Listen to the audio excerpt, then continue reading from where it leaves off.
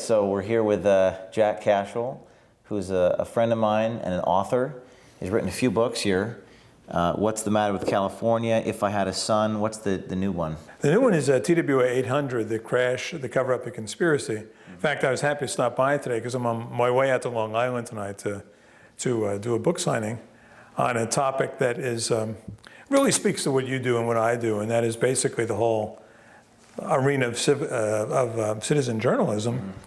And you know, because people ask me what I do, James, and I say basically I chronicle the obvious. I'm a chronicler of the obvious, and you know this better than I do. There are great stories out there that the major media leave on the table for people like you and I to pick up, and you've done an excellent job. And we were watching that Cleveland clip, and it shows the what happens when you try to tell the truth in an environment that's hostile to it.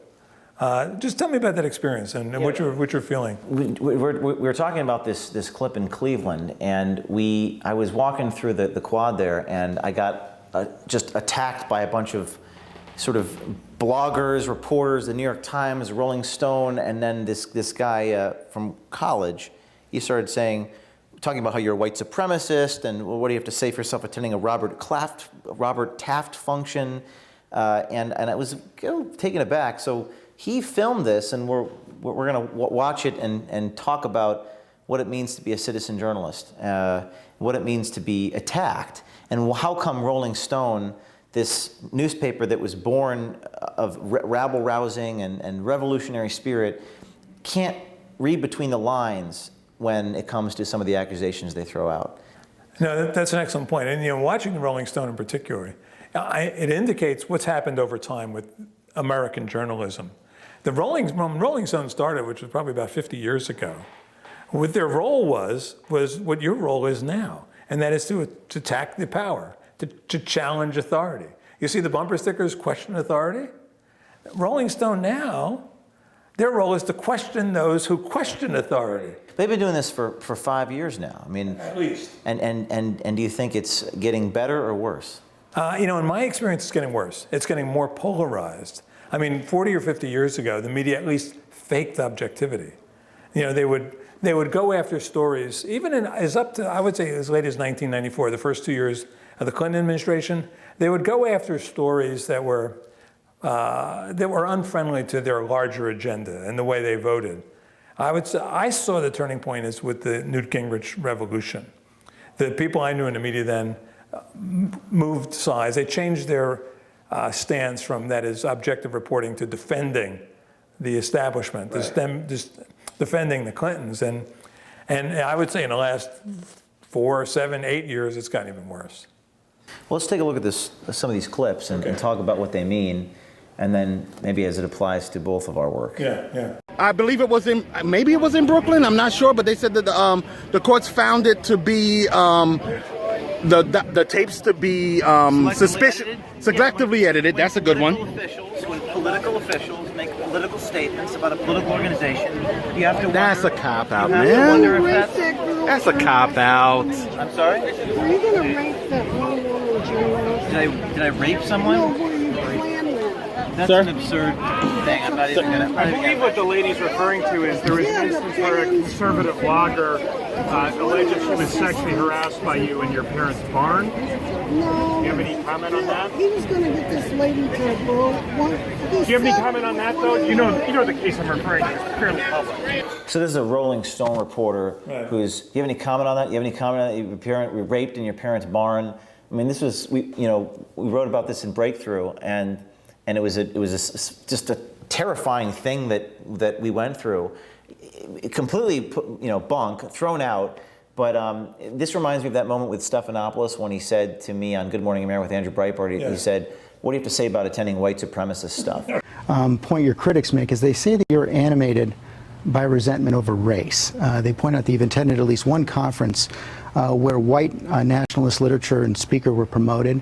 And they point to a time when in college at Rutgers where you were actually kicked out of a dorm for using racist slurs.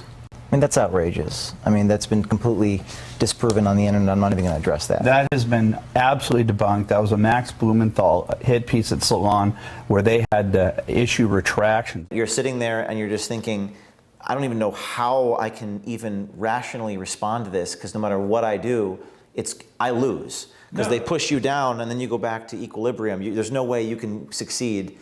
What are your reactions? Well, yeah, I mean, think about this. When Woodward and Bernstein broke the Watergate story, and that was about 1972, did anyone go to Woodward and Bernstein and ask them about their personal history, their problems? They were the heroes of that story, not the villains of the story.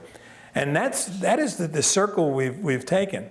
For instance, I did my new book is on TW 800. About 3 years ago, National Geographic was starting this show called The Skeptics. So we went to the site, about 10 miles off the coast of Long Island, and the skeptics challenged me.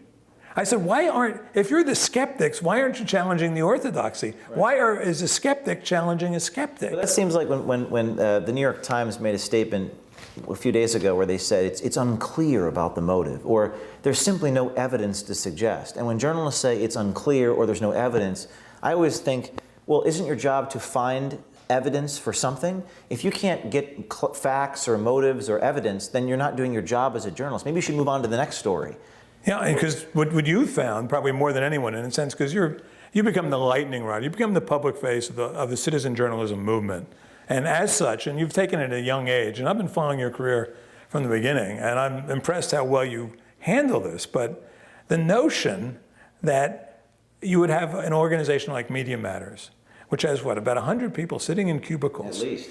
And their job, I mean, I have my own case officer. You must have a half a dozen case officers whose job is to find some hint of a flaw in your background, even if false, magnify it, and then run with it. And that's their career. Do you think they're effective? They're not ineffective. Because what happens is that the major media feed off the feeders like the Media Matters or Think Progress or those other kinds of liberal think tanks who sit around just looking for stuff, like the Melania incident the other night. Right, the Melania Trump incident. Right. So they parsed that whole thing, and they spent hours on it until they found a hit. Here it is. This is a eureka moment for them. And it became a media narrative. Right. And we have a Media Matters story up here. This is the last one they wrote about Project Veritas, written by Pam Vogel, I guess no relation to Ken Vogel at Politico. But this was as a result of the work that we did on the teachers' unions. Right. And they've been pretty effective. O'Keefe's group has released the first 3 videos, long series on teachers' unions. And of course, this is what Jack and I talked about, discredited body of work. Discredited body, this is a word that they use a lot. He's been utterly and totally discredited. In fact, the union representative, when we put these videos out, the rep actually said, well, he's completely discredited, no one should take him seriously. Talk for a minute about that. That's something near and dear to your heart. Yeah, the word discredit is like the word of the year. Essentially, anytime a non-orthodox journalism, a citizen journalist, someone who's questioning authority, speaking truth to power, their phrases, says something that is true or troubling, well, he's discredited. He's long been discredited. Those videos have been edited. That's all false. Edited, discredited. And in my case, the word I have to live with is conspiracy theorist. Right. Today, the word conspiracy theorist matches in definition what the word reporter did a generation ago. A conspiracy theorist today is someone who looks at the truth and chronicles it and tells it. Often it's obvious. The major media choose not to look. So in the case of like 800, for instance, there are 258 FBI eyewitnesses who tell the FBI that they saw an object streaking up, very much looking like a missile. Many use the word missile. Streaking up, arcing over, zigzagging, attacking the airplane. Do you know how many of those people the New York Times interviewed? 0. Not a single one of them. Is that because they're afraid to be called conspiracy theorists? At the time, it was different. At the time, they had a very exclusive relationship with the FBI. The FBI was speaking exclusively to the New York Times, so they wanted to follow that lead. And so the FBI let them only speak to one eyewitness, and he saw a bright white light out of the corner of his eye, and he thought it was a bomb. Because he knew enough to know a high explosion from a soft, low energy explosion. And that was the theory at the time. It was a bomb, so the New York Times went with him. That was it. And then they changed to mechanical malfunction. New York Times followed along. It was the beginning of the end of sincere, realistic, decent journalism. This is in the United 90s. States. 96. Right. But you can't even get into these facts because of the way the system is set up to malign you Yes. and malign your reputation. Forget the facts. They don't want to talk about facts. No, they want to talk about what happened in the barn in your parents' barn. At the barn, you raped someone in a barn, you're a conspiracy theorist, you're a racist, and so forth and so on. It's almost like that when I spent the year in law school, they would say when you have the law on your side, pound the law. When you have the facts on your side, you pound the facts. Yeah. And when neither are on your side, you pound the desk. So you have the facts on your side, Right. but they'll pound some narrative that you're not who you say you are. And what happens is this: the 7 new deadly sins on the left have replaced the historic 7 deadly sins, and they're basically sexism, racism, classism, homophobia, Islamophobia, xenophobia, and climate change denialism. So if you say something that thwarts the agenda of any one of those subgroups, then you fall in the umbrella sin of hater, right? And then you become an Islamophobe or a homophobe or a racist or a sexist. So whatever kind of truth you arrive at that contradicts the truth that they want to impose, they have a label for you. Right. And now, how many of those 7 have you been called? Every possible one. Well, let's go back to this clip and talk, because I'm very interested, because I feel like we're kindred spirits, particularly on what it means to be a journalist in the modern era, and that role is changing now. Yes. Journalism is changing, technology is changing, and we're seeing its evolution. So this is just an anecdote in a larger story. Which case is that? The case where a woman felt she was drugged by you at your parents' home. Do you recall that? Yeah, I do. And people are going to make a lot of crazy accusations against people who speak truth to power. So she lied about that? Actually, you can look up the court and find out what I'm the judge asking said. you though. What happened? I'm not going to get into the details, because what happens is when you speak truth to power, people say a lot of... Wait. Oh, come on, Said that she was sexually harassed by you and was afraid she was going to be raped And the by judge you. threw it out. But you haven't said yes or no. So I just want to talk about this for a minute. So this is a Rolling Stone reporter who says, by the way, this is an incident 5 years ago. Judge threw it out. It was written about in Breakthrough. It was a fascinating anecdote. Some person came out of the woodwork and made some crazy thing that was false and bogus. And is it true or not? What's going on?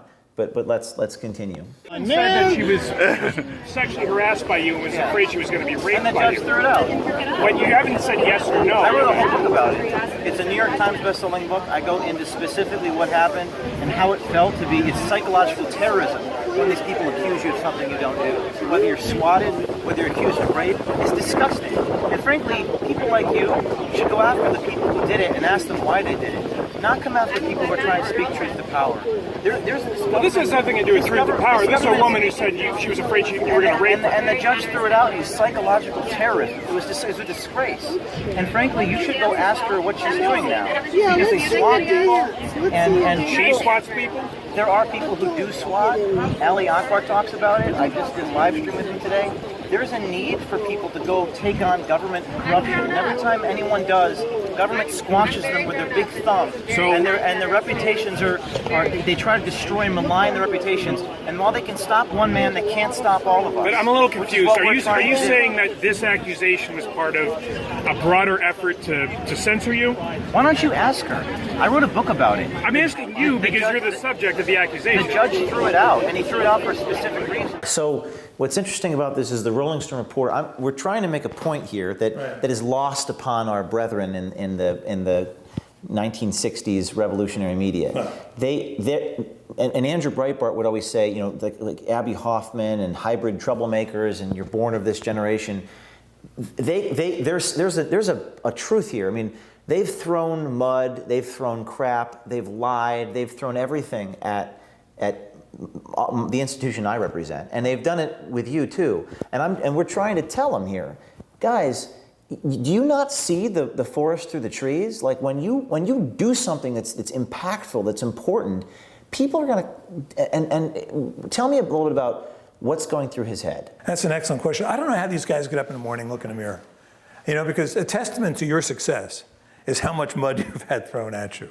And the ordeal. He works for Rolling Stone. This is not Media Mag. This is Rolling Stone magazine. Right, and you would think that they'd be a little sensitive about making these accusations, given the incredible mud they had thrown in their face. Do they believe the accusations, or are they part of a political machinery? They don't even know whether to believe or disbelieve. For instance, if you ask the readers of Rolling Stone magazine who Juanita Broderick is, you'd probably get a 0 out of 100. Now, ironically, the president of Media Matters wrote a book about Anita, and now he's like turned the corner. Right, and there's reasons for that we don't want to get into here, but so they take a huge story.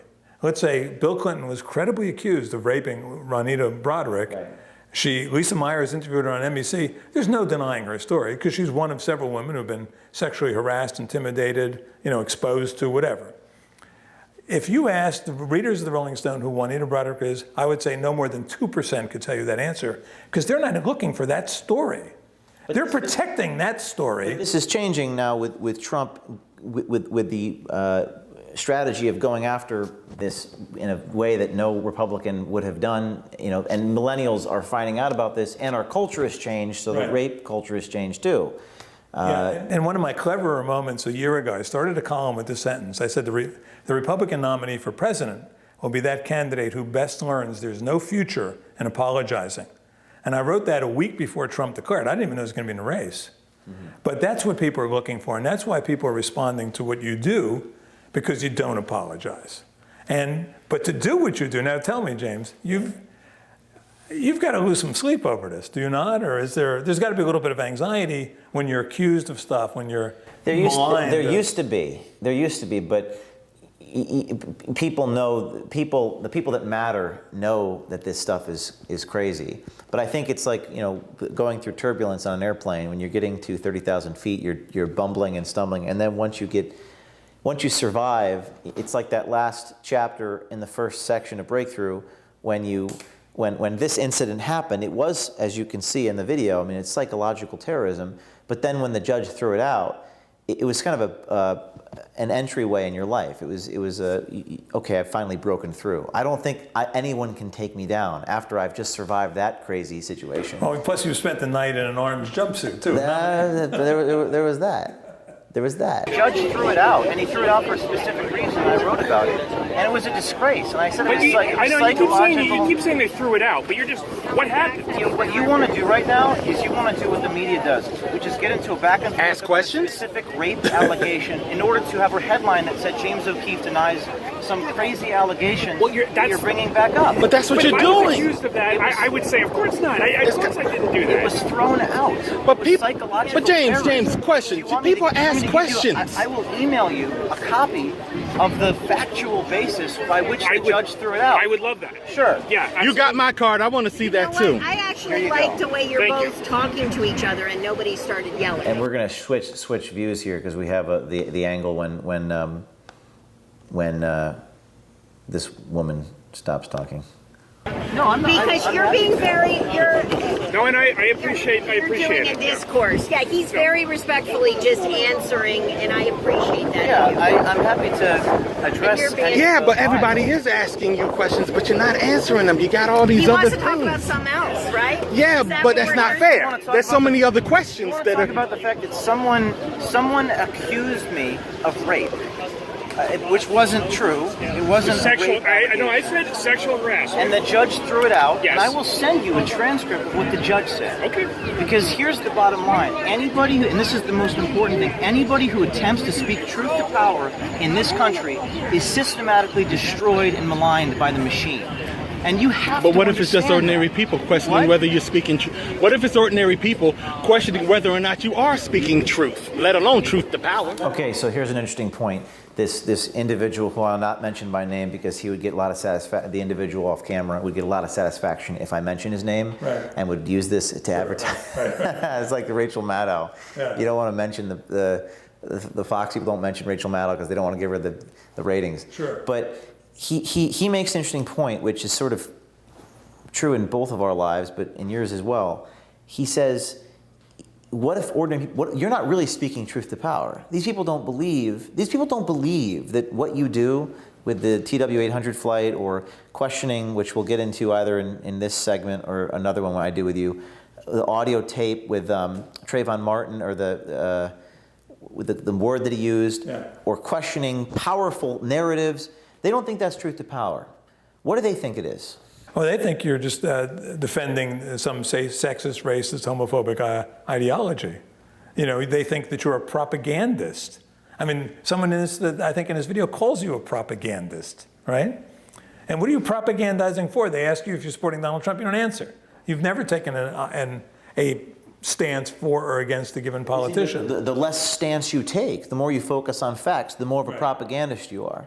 Right. And there are people on television who all they do is take stances. They expose no new information. They create no information, and they're journalists. And the remarkable thing about this is that and I've talked to some of these people, and they simply refuse to admit, even to themselves, that they have a bias.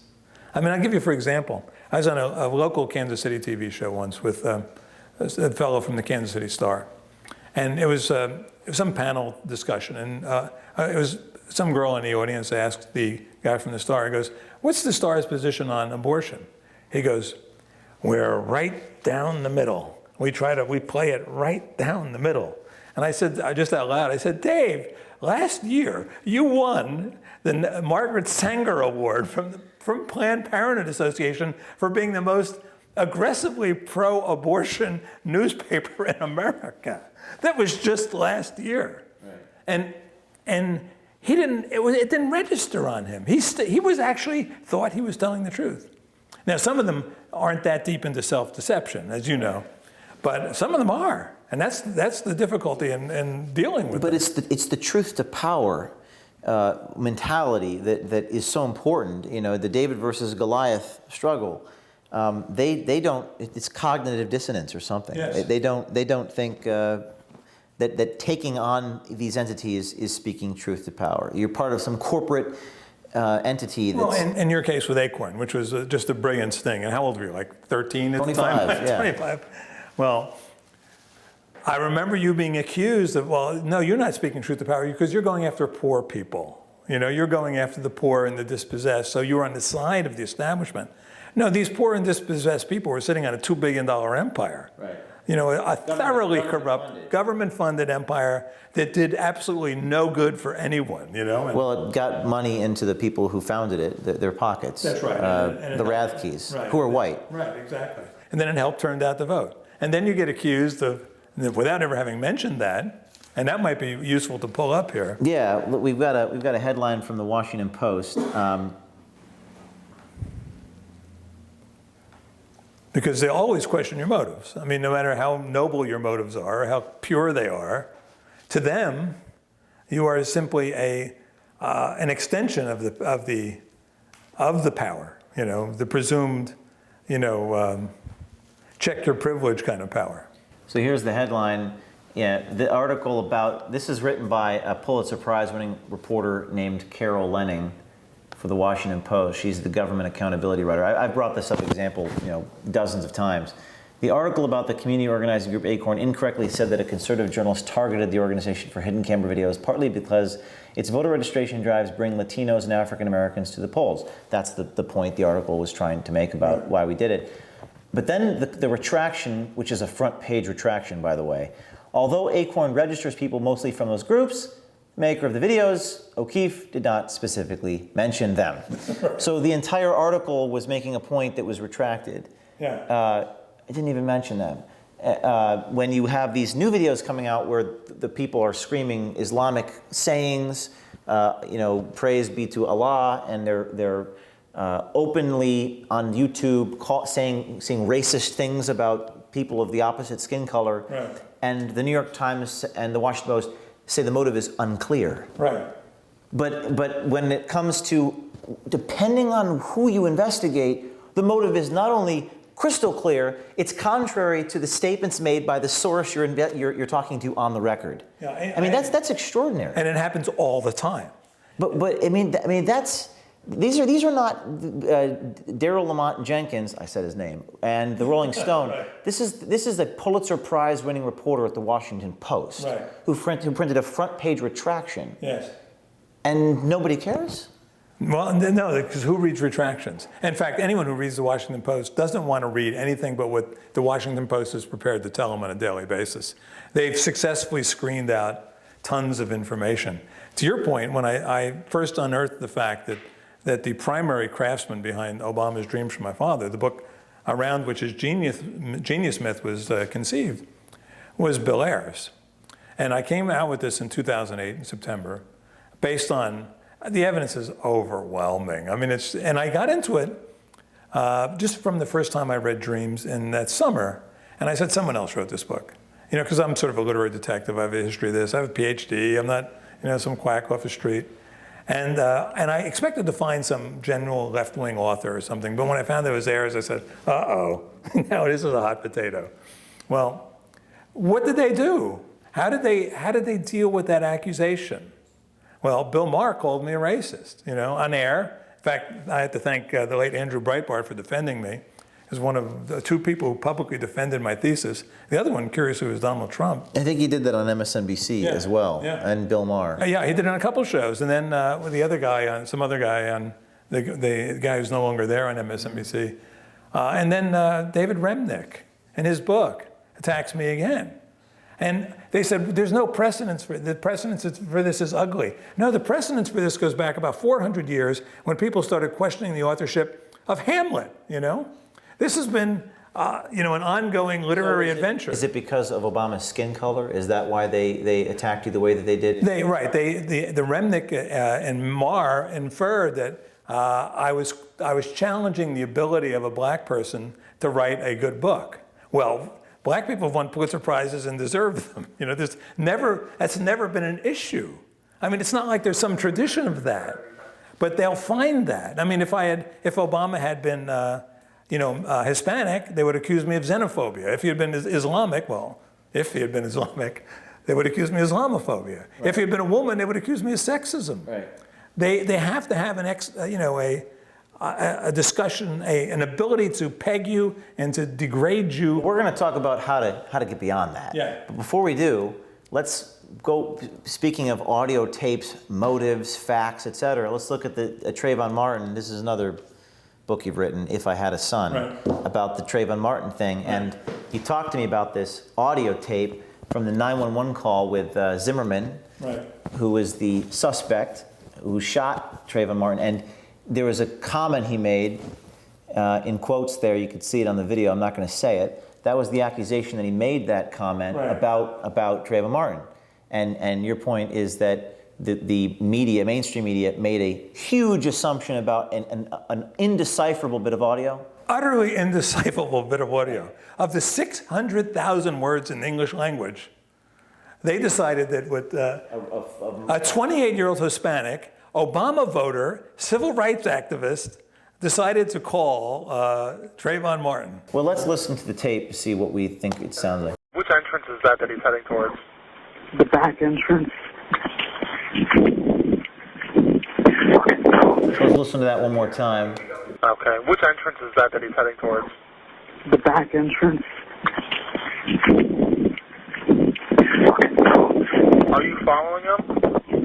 Yeah. Okay, we don't need you to do that. So some would say that he said it's cold. You know, we, you know, my team, we sit in with our ears to the speakers, you know, 50 times over, and we'll end up putting indecipherable or unintelligible.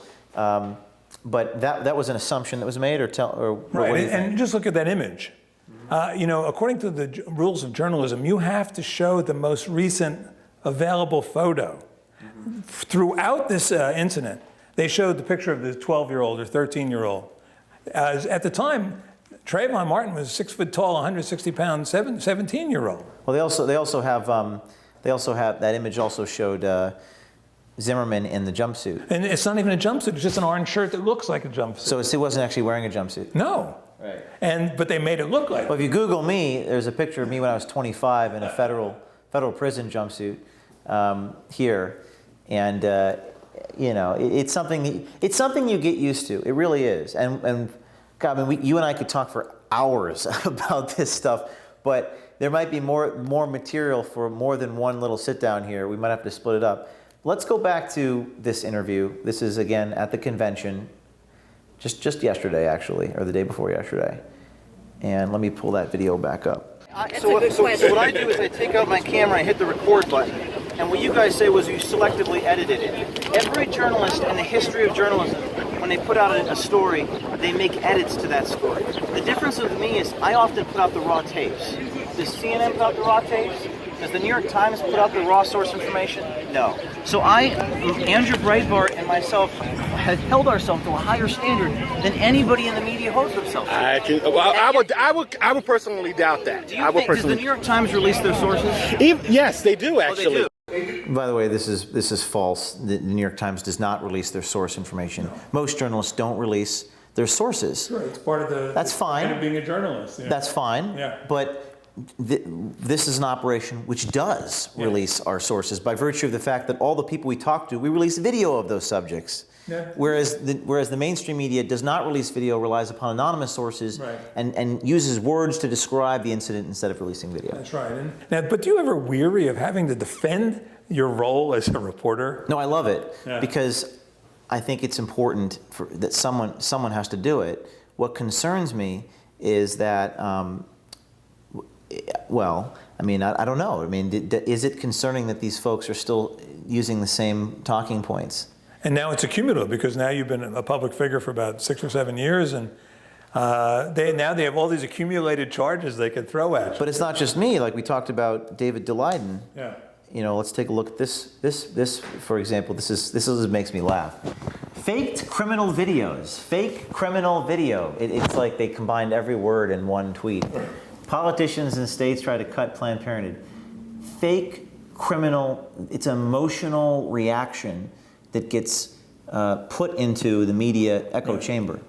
What do you make of fake criminal videos? I remembered that quote. When I saw it, it just pounded me in the head, and I almost laughed. And I had lunch about. How is a video? How is a criminal video? Well, because he was somehow charged with some bogus crime for offending the powers that be. When I watched that 5th video, especially. That you're talking about David Daleiden's the 5th. Planned Parenthood fetal he's tissue. back there and they're picking up body parts and with a pair of tweezers and saying how much they're worth in the open market. I had to just force myself to watch it. And when anyone said it's fake, I said, go back and look at that. Tell me that's fake. When they say it's a criminal video, I mean, if the New York Times is talking to an anonymous source and they describe that interaction with words, the outrage. If anyone, I mean, the stirring First Amendment op-eds that would take place, if anybody tried to insinuate that a piece of journalism was criminal in and of itself. Yes. I mean, I'm reading this book about Tocqueville, and he talks about that the sovereignty of people is directly correlated with the freedom of the press. Right. But this seems to be under attack here? Oh, it is under attack, and it's under attack because what's happened essentially is the media, which had once been the attack dog, has become an establishment. And it has a shrinking base, a shrinking population. They're anxious about it. They've always hated the internet, and the internet is the thing that's ruining them, and not only economically, but it's ruining them in terms of their reputation because the internet undercuts their lives all the time. So it's a form of envy. Yeah, and it's a form of envy, but it's also a form of they have coalesced into the establishment. The media historically in America were always the antagonists. They were, if you go back to the first towns created in America, when de Tocqueville comes through, he said there could be a town of 100 people, and there's a Federalist press and a Republican press. And they would go at each other, with really vigorously, in ways to make today's political speech look calm. But they were independent. They weren't protecting an establishment. They didn't coalesce. They didn't have White House correspondence dinners at the White House where the president tells jokes. They're now defending this shrinking base, and they're getting more aggressive. And when people like you wander in and expose it, as you did say, we're sort of starting with Acorn, starting with just about everything else you've done, you're embarrassing them. You're making them look bad. You're making them think, you're making the audience think, why didn't the New York Times report on this? Why didn't the Washington Post report on this? Why is a 23-year-old in a fur coat and a girl dressed as a pimp, a prostitute, bringing down a $2 billion organization that we've championed for the last 10 years, It's a threat. So we'll put this, speaking of Tocqueville, we'll put this quote on the screen. He says, whenever a community is equally divided between two adverse principles, it must either pass through a revolution or fall into complete dissolution.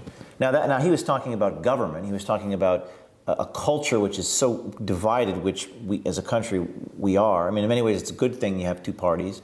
But if you disagree on the most fundamental principles, you're going to either go into revolution or you're going to go into dissolution. Yeah. Now, but the media is a fourth estate. It's a fourth branch of government. Yeah. Is our media falling? Is our media passing through currently a revolution with technology, or is it disintegrating? The legacy media is reacting to citizen journalism. In fact, over the last couple weeks, all that we've seen when we turn on the television are little shaky videos done by citizens. Right. So are the citizens replacing the legacy media? What is it, revolution or dissolution? I think it's revolution. I think it's good. I think we are, but here's the, we are moving to the place right now where a person who wants to be informed can be better informed than he's ever been in history. Now the problem is, and this is part of our whole discussion here today, is that the major media choose not to inform their audience. Now, see, you and I know what the major media knows, because we read it, it's in our headlines, we pass it on a newsstand, whatever. But the people who depend on the New York Times have no idea what you're doing. They have no idea why you're doing what you're doing. Now, in terms of principle, I have a big family reunion coming up next week. Half of it, we're politically divided, and yet we all raise our children the same way. We all believe in generally the same things. Many of us go to the same churches. It's just that we have different information streams. And it used to be there was almost one large information stream, and everyone listened to Walter Cronkite and they believed him because he said that's the way it was. But now we know that there are multiple information streams. Now there's almost an infinite number of them. An infinite number, but they coalesce into two basic ones. Which is? One is the orthodox sort of liberal narrative that comes out of New York Times, Washington Post. Is liberal the right word, or is it more like statist? Because Statist. the left-wing thing is changing. Liberal is much too positive a word. Progressive is better. Okay. Because liberals can have fixed values. They can believe in certain principles. Even those terms are changing. I mean, Trump is changing what it means to be a conservative, a nationalist. It's changing. It is changing. And I think it would be hard to find a word that summarized. I like progressive because, to me, it's implicit in the word that is progressives progress. So, for instance, a good liberal would be like Atticus Finch in To Kill a Mockingbird. He has values. He believes in the rule of law. He believes in trial by jury and innocent until proven guilty. He's standing in front of the courthouse defending liberal principles. Out in the mob are the people howling for justice regardless. Today, the Atticus Finch is in the mob. He's demanding that George Zimmerman be sent to prison for the rest of his life, even whether he's innocent. He's demanding that Darren Wilson go to prison for the rest of his life, even whether he's innocent. And now it becomes the role of the citizen journalist to become the Atticus Finch. Right. So there's a lot of change. And it's hard to label. You are right. One of the things you said is that the greatest evil is for the media to not make an error or to did you write about this in one of your books, or is this something that you've just told me? I think we and I may have even talked about it before. It's not errors of commission. It's not like they make factually false statements. Right. It's simply they choose not to report. So what you said is that the media, the greatest evil is that when they don't cover something, it's far worse than when they cover it and you may make a mistake or they get some of their facts wrong. It's far worse than not to even talk about it at all. Right, and I think you've discovered this in your own career because they used to cover you. First they attacked. They attacked, but what they did is by attacking they exposed. And now they've realized, I think, that the best strategy to deal with you is to ignore. Right. Now, that's like the whole Gandhi quote was, but first they ignore you, then they laugh at you, then they attack you. Right. And in our case, it's first they attack you, then they laugh at you, then they ignore you? Yeah, right. That's interesting. And I'd love to be attacked more often because it would bring my thesis out into the public. But in my case, I mean, they simply choose to ignore it. Not just me, but virtually today, every conservative author gets ignored. Let's go back to this video. Here's what I'm gonna tell you. I didn't know you were for Rolling Stone. Pat, he's from Rolling Stone. You guys, I hope you understand this. Okay. That when you take on powerful institutions, and when you go against attorney generals in New Hampshire like we did, and they try to indict you, they're going to try to systematically destroy their reputations. And you have to take those accusations from people and bring it home. You have to read between the lines. So it's a honey trap? Is he Santa? You're gonna have. Meanwhile, we have, so I don't know if you guys can hear this, but this is a Rolling Stone reporter, and we're saying to him, you got to read between the lines when people throw mud. And while we're having this conversation, there's this crazy agitator just randomly saying words from my career without any explanation. These people are kind of nutty. Here's what I'm gonna tell you. I didn't know you were for Rolling Stone. Pat, he's from Rolling Stone. You guys, I hope you understand this. Okay. That when you take on powerful institutions, and when you go against attorney generals in New Hampshire like we did, and they try to indict you, they're going to try to systematically destroy their reputations. And you have to take those accusations from people and bring it home. You have to read between the lines. So it's a honey trap? Is he Santa? You're gonna have to. I'm asking. Because I know how you guys work. You said this is a honey trap. You guys have got to draw your own conclusions. She's recording, so it's all good. But you can't go. Say, someone said this about you. Someone accused this of you. You've got to look into this stuff. I will say it's psychological terrorism. That's what I'll say. Okay. And I wrote a book about it. And you know. So it's hard to hear it, but this Rolling Stone reporter, if you look at his face, he's. I mean, how do we get through to these people? I mean, that's what I'm trying to do. I'm trying to get through. I'm trying to say, you know what? 5 years ago, if they would have come at me and said, "What racist, white supremacist," I may have gotten a little hot in the head. Yeah. I may have got engaged in the facts. But part of you, at some point, you know, because doing this for 6 or 7 years. Look, man. I mean, you work for Rolling Stone magazine. I mean, you come from the era of Abby Hoffman and the revolutionaries that came before you, and Tarbell and Stone. Was it I.F. Stone? I.F. Stone. And The Jungle. And you're really going to spend 6 years bringing up some weird incident that some crazy person threw some mud?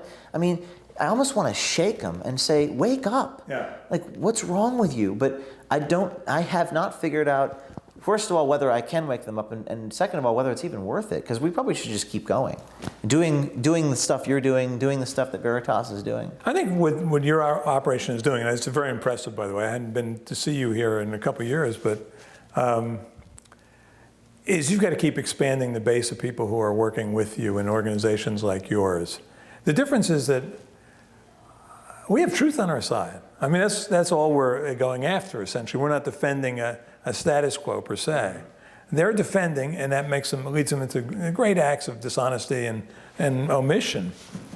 But I can't recall having had a successful conversation with someone on the left and moving them. I can take people in the middle. Just getting back to the David Daleiden quotes, about the fake criminal video. I had a very honest discussion with a friend of mine who's in theater and is not particularly politically informed, but he's of the left because everyone's of the left, and critical mass pushes him that way. And after lunch, he goes, "Jack, can I talk to you about some stuff?" I said, "Yeah, sure." He goes, "What's going on with the politics today?" So we got to this fake criminal videos thing. He goes, "Oh yeah." When I raised the Daleiden videos, he said, "Oh, they're fake. They're criminal." I said, "Where'd you hear that?" Well, everyone believes that. Everyone knows that. Yeah. And I just said to him, I said, "Listen, do you believe that there are abortions being performed on healthy unborn children?" "Yeah." "Do you believe there's a thing called fetal tissue research?" He says, "Yeah." I said, how did the fetal tissue get from here to there? Of course there's commerce in between. Of course it's ugly. And a light bulb goes off. Right. So there's a class of people who can be reached, but it's a small class.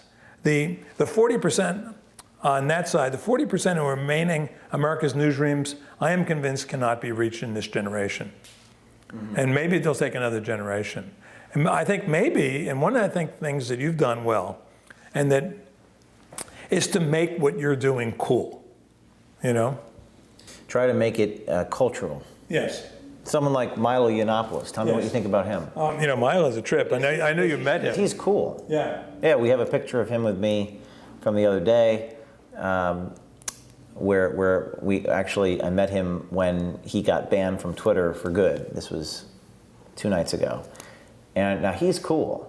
He is. And he has a whole, and his audience is, I believe, 18 to 34. He doesn't have anyone over the age of 34, and he's #1 trending on Twitter for worldwide. And the typical thing that the people watch Fox News are over the age of 70, and there might be a urge to focus on those audience, but he's built his own audience. That's right, and he's flamboyant, he's gay, he's extravagant, he's funny, you know.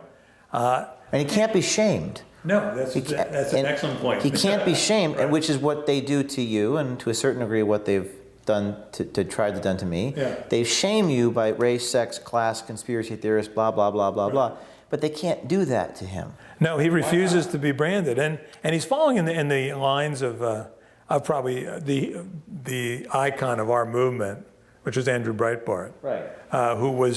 who introduced that notion. I am of you. I know you people. I am one of you people. You know. I am one of you, and you can't call me a racist or a sexist because I'm going to get 3 steps ahead of you. Yeah, right. I mean, and if anything, you're an anti-gay person for coming after me. Right. And that's brilliant. That's a phenomenon. And that's why if you are, on the truth side of the spectrum, if you're black, if you're Latino, if you're female, if you're a Muslim, if you're gay, you have certain immunity. Not much, but some. You know, you are able to at least defend your position within that sphere in a way that a person who's not in that sphere can do it. And it's powerful. Let's see if there's any more of this video. I think it's being wrapped up because this lady interrupts. And I wrote a book about it, and you know. Well, I'll read it. Seriously. If you want, but the problem is I have to be careful of getting into a tit for tat about what he said, she said, because that's what they want me to do when they do this. I spent 3.5 years. So, but that's interesting. The woman was apparently Googling and just reading terms. Right. she's almost like an archetype of the what does Freud call it, the unconscious, the id or whatever.